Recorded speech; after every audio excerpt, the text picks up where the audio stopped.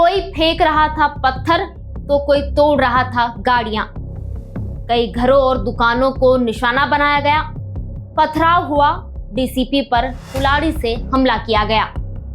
नागपुर में भड़की हिंसा में 25 से 30 पुलिसकर्मी घायल हुए हैं और 65 लोगों को हिरासत में लिया गया है। आखिर क्यों भड़की ये हिंसा? किन अफवाहों के चलते दो गुटों के लोग आपस में भिड़ गए? राजनेताओं ने क्या कहा? अब तक इस मामले में क्या कुछ सामने आया है? इन सभी सवालों के जवाब आज इस वीडियो में जानेंगे। महाराष्ट्र के नागपुर में दो इलाकों में 17 मार्च की शाम हिंसा भड़की। औरंगजेब की कब्र हटाने की मांग को लेकर महाराष्ट्र में हिंदू संगठनों ने प्रदर्शन किया। इस दौरान नागपुर में विश्व हिंदू परिषद ने गोबर के कंडों से भरा एक हरे रंग का कपड़ा जला दिया। WHP के विहिप के मुताबिक ये औरंगजेब की प्रतीकात्मक कब्र थी।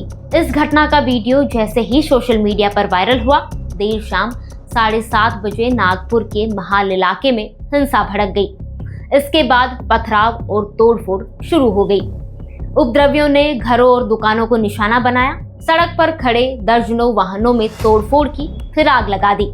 देखते ही देखते पूरा नागपुर सुलग उठा। जब पुलिस मौके पर पहुंची तो पुलिस पर भी हमला किया गया। डीसीपी निकेतन कदम पर कुल्हाड़ी से हमला किया गया, जिससे वे गंभीर रूप से घायल हो गए। पुलिस ने लोगों को काबू करने के लिए आंसू गैस के गोले छोड़े। हालांकि यह हिंसा यहां नहीं रुकी। एक जगह नहीं बल्कि दो जगह हिंसा भड़की। रात 10:30 बजे से 11:30 बजे के बीच ओल्ड भंडारा रोड के पास हंसपुरी इलाके में एक और झड़प की खबर सामने आई। कई दुकानों और घरों को निशाना बनाया गया। उग्र भीड़ ने करीब 25 बाइकों और 3 कारों को आग के हवाले कर दिया। किन अफवाहों से भड़की हिंसा? दरअसल नागपुर में हिंसा की वजह दो अफवाहें थी। नागपुर में बजरंग दल और विश्व हिंदू परिषद के विरोध प्रदर्शन के बीच पहली अफवाह यह फैली कि एक धार्मिक ग्रंथ को नुकसान पहुंचाया गया। वहीं दूसरी अफवाह कुछ सामाजिक तत्वों द्वारा फैलाई गई कि पवित्र चादर को आग लगा दी गई। हालांकि कहीं कुछ ऐसा हुआ नहीं था। इन अफवाहों से एक समुदाय विशेष के लोग भड़क गए और सड़कों पर उतर आए।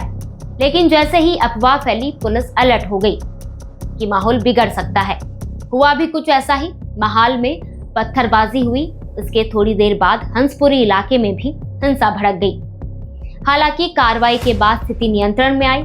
नागपुर के पुलिस आयुक्त डॉक्टर रविंद्र सिंघल ने बताया कि शहर में स्थिति फिलहाल शांतिपूर्ण है। पुलिस इसमें शामिल लोगों की पहचान करने और उन्हें गिरफ्तार करने के लिए तलाशी अभियान चला रही है। हिंसा को लेकर 5 FIR दर्ज की गई। वहीं 31 पुलिसकर्मी समेत 7 आम आदमी घायल हुए हैं। 47 लोगों को हिरासत में लिया गया है। 11 इलाकों में कर्फ्यू लगा दिया गया है। अगले आदेश तक यहाँ कर्फ्यू लगा रहेगा। चश्मदीदों ने क्या कहा? हिंसा के दौरान वहां मौजूद लोगों ने कहा, लोग चेहरा ढककर आए थे। उनके हाथों में तलवार, डंडे और बोतलें थी। अचानक से सभी ने हंगामा शुरू कर दिया।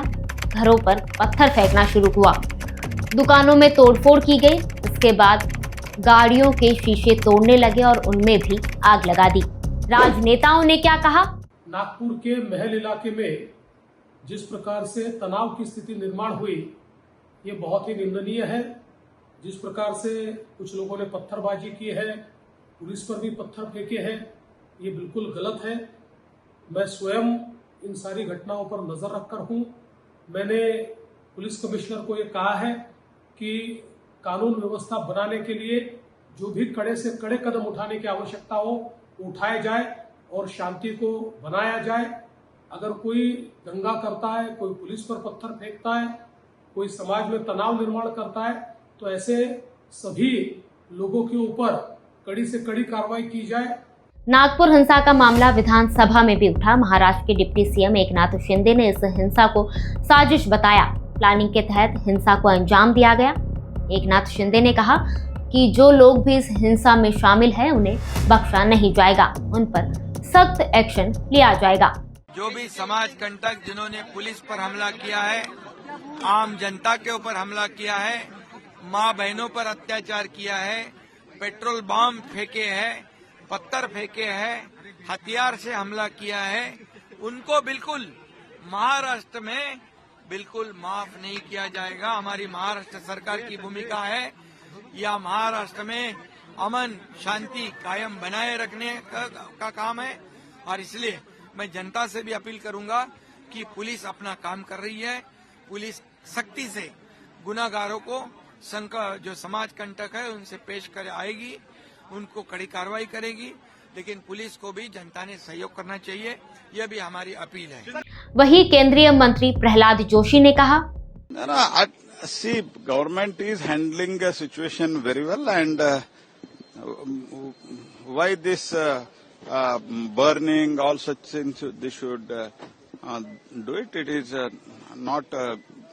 It is not that because it is BJP led, how many rights have been taken place during the Congress rule. That also they should understand.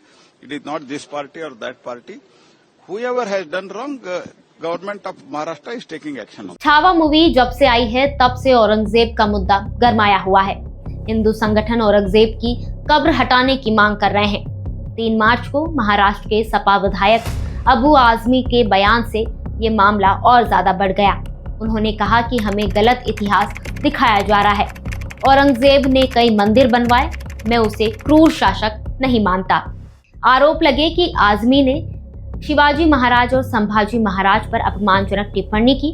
विवाद बढ़ने पर आजमी ने 4 मार्च को अपना बयान वापस ले लिया। मामला यही नहीं रुका।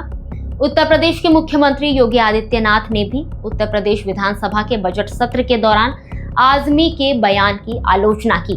उन्होंने कहा, अबू आजमी को यहाँ बुलाइए, यूपी ऐसे लोगों का उपचार करने में देर नहीं करता। समाजवादी पार्टी का नेता, आपका विधायक घोषणा करो ना, उस कमबख्त को निकालो पार्टी से और उसको एक बार यूपी भेज दीजिए, बाकी उपचार हम अपने आप करवा लेंगे। हालांकि औरंगजेब की कब्र की सुरक्षा बढ़ा दी गई है। वहीं नागपुर में हर जगह पुलिस तैनात है। हालातों को कंट्रोल कर लिया गया है और आगे की कार्रवाई की जा रही है। फिलहाल इस वीडियो में इतना ही। इससे जुड़ी और भी अपडेट के लिए देखते रहिए, सुनते रहिए और पढ़ते रहिए नेशन मिरर।